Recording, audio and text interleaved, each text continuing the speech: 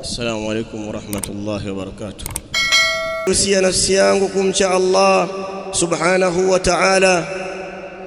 Ndugu zangu Waislamu, katika khutba zilizotangulia tulitaja mambo yanayofungamana na ibada ya hija. Tukataja ya kwamba ibada hii ni faradhi kwa mujibu wa Qur'an na Sunna. Kadhalika na zimekuja nusus kuhimiza kwa yule mwenye uwezo kuitekeleza ibada hii ya haji, hata kama katika umri wake wote kutekeleza mara moja, na yale yaliyoahidiwa na Allah subhanahu wa ta'ala na yale aliyotaja Mtume sallallahu alaihi wasallam, likiwemo jambo kubwa kabisa la mtu kusamehewa madhambi yake, yule ambaye hija yake imekubaliwa na imetakasika, akarudi kama siku aliozaliwa na mama yake, hana dhambi hata moja. Hilo amelisema Mtume sallallahu alaihi wasallam. Katika hutuba yangu ya leo litazungumza mambo mawili insha Allah taala. Jambo la kwanza ambalo ni msingi wa mazungumzo yangu, kadhalika nitaambatanisha na jambo lingine la pili, ni kwamba alhajju ibadatun ussisat ala tahqiqi at-tauhid. Hija ni ibada ambayo imeasisiwa na msingi wake umewekwa kwa ajili ya kuhakiki tauhid, kumpwekesha Allah subhanahu wa ta'ala. Allah ta'ala alipomuonyesha Nabii Ibrahim mahali pa kujenga Al-Kaaba ambayo baadaye akamwamrisha awaite watu waende, alimwambia Allah subhanahu akasema subhanahu wa ta'ala, wa idh bawwa'na li Ibrahima makana albayt. Nakumbuka wakati tulipomuonyesha Ibrahim mahali pa nyumba Al-Kaaba. Wanasema ya kwamba baada ya kuwa yamekuja mafuriko na yameondosha Al-Kaaba, imeivunja, baadaye ukaja mchanga ukafukia mahali pale, Nabii Ibrahim akaonyeshwa Allah, akaleta upepo ukaondoa mchanga ule na kuona athari mahali pa kujenga ni wapi, au alionyeshwa kwa maana yeye ndo wa kwanza aliojenga Al-Kaaba. Allah akamwonyesha mahali pa kujenga Al-Kaaba akapaona. Baada ya hapo Allah Ta'ala akasema, alla tushrik bi shay'a wa idh bawwa'na li Ibrahima makana albayt alla tushrik bi shay'a. Tukamwambia Ibrahim ya kwamba usinishirikishe mimi na kitu chochote. Asli ndio kwanza anaijenga Al-Kaaba na msingi huu umewekwa wa tahqiqi tauhid.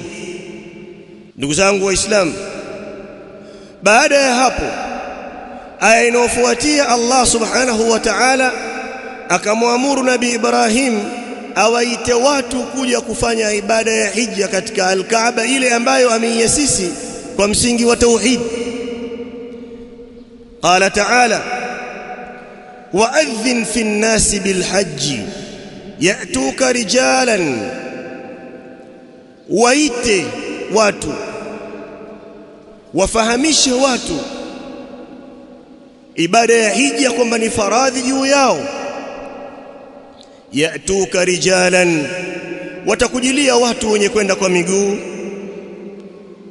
Wa ala kulli dhamirin, na atakujia kila mwenye kupanda mnyama, ngamia amekonda kwa sababu ametoka safari ya mbali. Kuna wengine wa karibu watakuja kwa miguu tu watafika, lakini wengine watatumia vipande, watatoka mbali mpaka wanyama wao watakonda kwa sababu ya kuja kuitukuza nyumba hii na kuja kuhakiki tauhid, kumpwekesha Allah subhanahu wa ta'ala, na shauku ya watu walionayo watakujilia hali hiyo. yatuna min kulli fajjin amiq, watakujilia kutoka katika njia za mbali, watakuja kufanya ibada hii ya haji. Kwa hiyo wale wanaokwenda wa karibu na wa mbali, iwe katika makusudio yao, jambo la kwanza ni hili ambalo imejengwa al-Kaaba kwa sababu yake. Ndiyo maana katika yale maneno ya kwanza, katika ile aya ya kwanza ya Nabii Ibrahim, baada ya kuonyeshwa mahali pa kujenga al-Kaaba na kuambiwa kwamba asimshirikishe Allah Ta'ala, al-Imam Ibn Kathir rahimahullahu ta'ala akasema katika tafsiri, hadha fihi taqri'un wa tawbikhun liman abada ghayra Allah.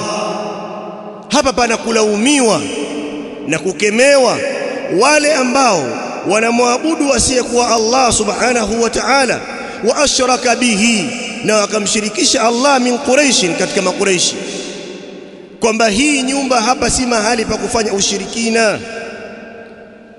Fil buq'ati, katika mahali allati ambapo usisat fi awwali yawmin, mahali ambapo pameasisiwa tangu siku ya kwanza, ala tauhidillah, juu ya kumpwekesha Allah subhanahu wa ta'ala.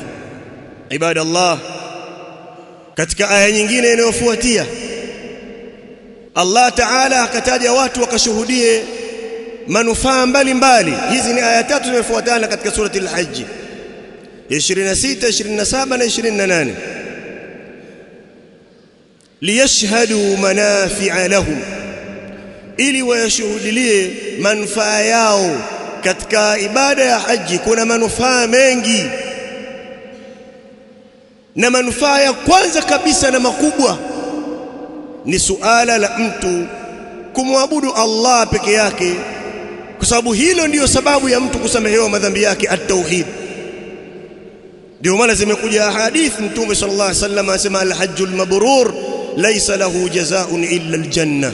Hija yenye kutakasika haina malipo isipokuwa pepo. Inawezekana mtu safari yake moja tu katika maisha yake aliyoishi akapata safari moja tu ya kufanya ibada ya haji, Allah akamkubalia, ikawa ni sababu ya yeye kuingia peponi kwa miaka mingi aliyoishi, lakini kwa safari moja aliyofanya kwenda mahali pale, kwa sababu haya ni katika malengo makubwa. Man hajja, yeyote atakayefanya haji, falam yarfuth, halafu hakuzungumza maneno ya upuuzi, walam yafsuq, hakufanya madhambi, hakuzungumza maneno yanayohusu mambo ya ndoa, hakufanya mambo ya maasiya ya kuharibu ibada yake, rajaa ka yaumi waladatuhu ummu, anarudi kama siku aliyozaliwa na mama yake. Katika manufaa makubwa ni haya, lakini pana manufaa mengine watu hawajakatazwa ya kufanya biashara, wakauza, wakanunua.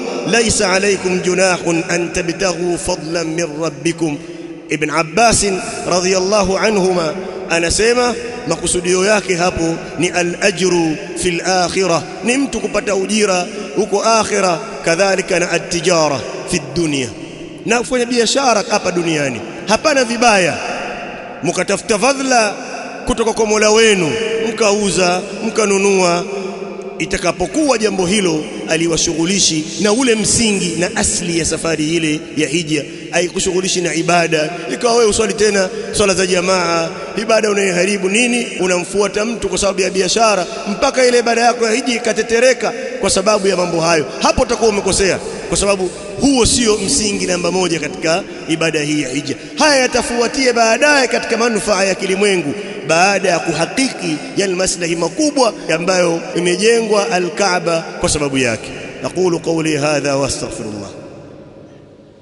Alhamdulillahi rabbil alamin, wassalatu wassalamu ala rasulillah wa ala alihi wa ashabihi ajma'in, wattabi'ina lahum bi ihsanin ila yawmiddin. Allahumma salli ala Muhammadin wa ala ali Muhammad كما صليت على إبراهيم وعلى آل إبراهيم إنك حميد مجيد. اللهم بارك على محمد وعلى آل محمد كما باركت على إبراهيم وعلى آل إبراهيم إنك حميد مجيد. Ndugu zangu Waislamu, hili ni jambo la kwanza ambalo nimesema ndiyo msingi wa hutuba yangu, kwamba ibada ya hija asli ni watu kwenda fanya tahqiqi ya tauhid.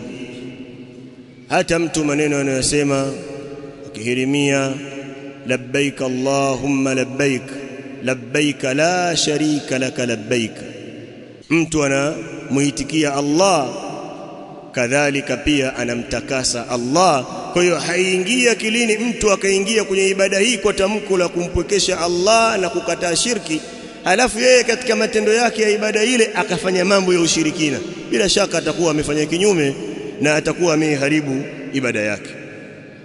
Jambo la pili ni nasaha kwa wale ambao wameazimia kwenda kutekeleza ibada hii.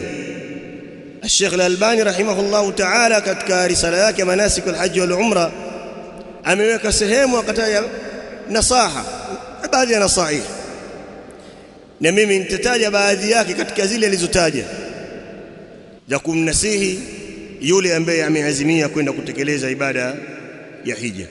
Kwanza asema alal haji an yattaqi Allah, inapasa kwa mwenye kuazimia kutekeleza ibada ya hija kwanza amche Allah subhanahu wa ta'ala, wa yahrisa taqatahu, na ajitahidi namna ya uwezo wake kadri anavyoweza, upeo wa uwezo wake ajitahidi alla yaqa fi ma haramahu Allahu alayhi, asije akafanya lile ambalo Allah amemuharamishia. Akataja baadhi ya mifano na yale aliyoyaona, kama vile watu kufanya istighatha bil amwat, al-istighatha bis salihin, watu kufanya istighatha, kuomba msaada wa kuokolewa. Huenda mtu ana janga au ana jambo kubwa au ana kesi au kuna mgonjwa huko alikotoka amemwacha mgonjwa wake, na wengine pia hutuma salamu kwamba ukienda, mimi nina mgonjwa wangu au nina jambo langu, mtoto wangu anataka kazi hajapata, nenda kaseme maneno kadha wa kadha. Maneno yale ikawa ndani yake kuna shirki, kwa sababu yule atakayekwenda akawa amefanya jambo la istighatha la kutaka kuokolewa, labda ana janga kubwa kwa wafu, au akafanya isti'ana, msaada lakini kwa wafu pia, kwa sababu isti'ana kutaka msaada kwa mtu aliye hai, msaada ambao ana uwezo, hakuna tatizo, lakini akishakufa kumtaka msaada kwa nyinyi mlio hai awaondolee shida au awaletee maslahi fulani, jambo hilo linaingia katika upande wa ashirki, itaingia katika ashirki.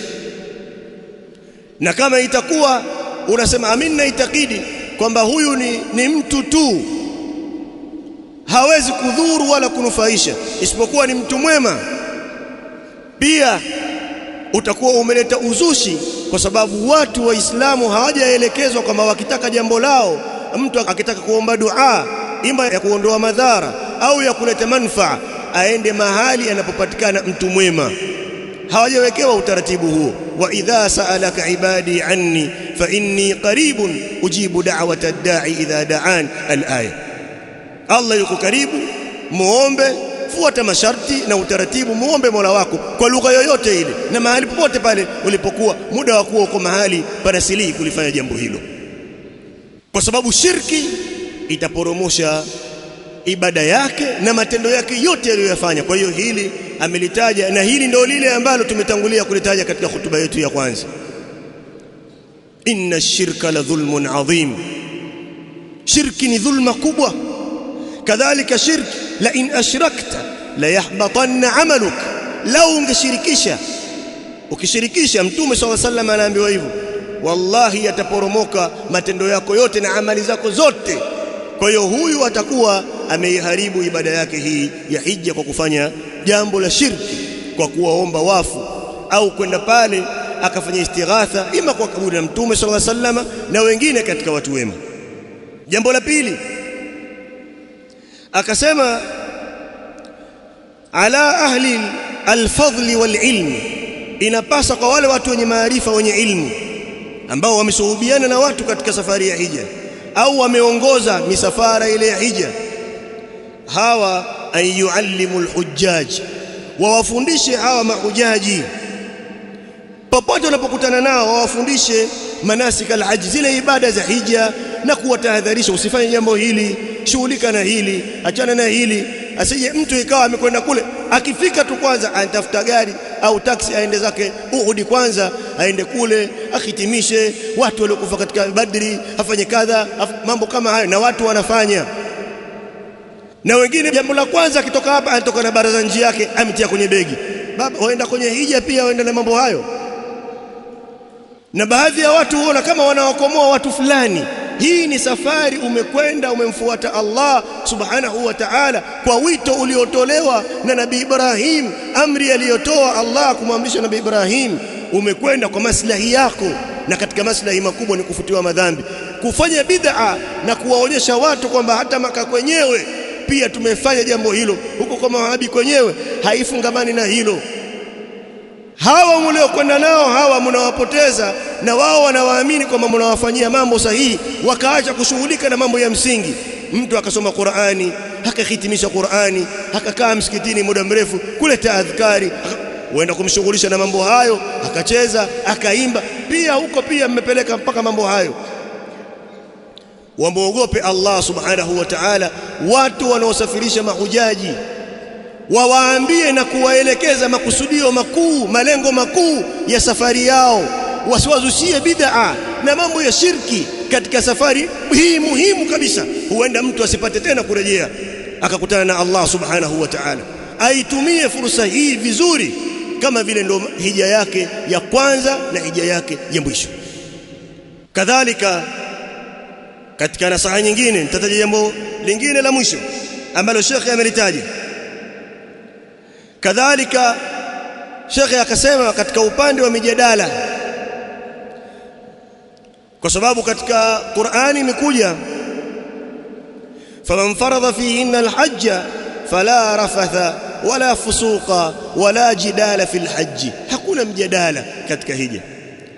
Hili akalielezea pia kwamba itakapokuwa mjadala ule una manufaa na haupotezi yale malengo makuu na haupelekei nizai na magomvi na utesi baina yenu, basi mtu si vibaya kujadiliana. Mtu anaweza kufanya jambo la kimakosa akatoa dalili, mfano sio wewe ukamuelekeza ukampinga kwenye jambo fulani na kumuelekeza, si vibaya. Si kwamba huko hakuna, hata mtu ukimwona anakosea usimwambie kwa sababu hakuna mjadala, kila mtu amekuja kivyake. Hapana, ukipata wasaa, fursa, na ukawa unaweza kumnasihi mtu kwa jambo analofanya la kimakosa. Uweza kumwona mtu, wangapi wamesafiri katika safari za haji, mtu anasema amejua kwamba ukiswali unaelekea sutra alivyokwenda kuhiji, kwa sababu wale waliofuatana nao wamemwona ameswali hajaweka sutra, akaambiwa weka sutra, akasogea kwenye nguzo msikitini, na kuanzia hapo akajua kwamba kumbe ukiswali uweke sutra mbele.